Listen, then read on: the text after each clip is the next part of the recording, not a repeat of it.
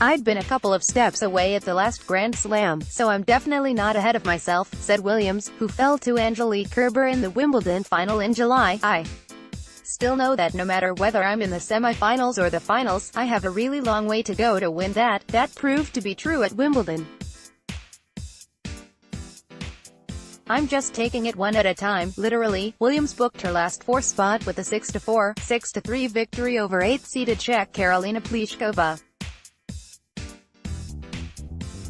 Osaka bursts into the semis 142. The win came in her 100th match on Arthur Ashe Stadium, where she won the first of her 6 U.S. Open titles in 1999. She avenged a semi-final loss to Pliskova in the 2016 U.S. Open and notched her first win over a top 10 player since she returned in March after the birth of daughter Olympia in September of last year. "Shocking, my first top 10 win," said Williams, who will face Anastasia Sevastova for the first time for a place in the final after the 19th-seeded Latvian knocked out defending champion Sloane Stephens, the world number 3. They will kick off the action on Ashe at 7 p.m. 2300 GMT, with 14th-seeded Madison Keys of the United States taking on 20th-seeded Naomi Osaka of Japan in the second semifinal.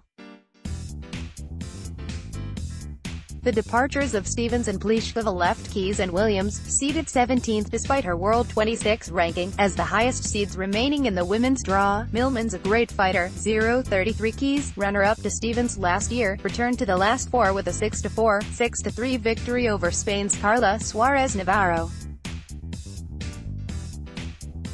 She'll face 20-year-old Naomi Osaka, who became the first Japanese woman in 22 years to reach a Grand Slam semifinal with a 6-1, 6-1 victory over Lesia Surenko.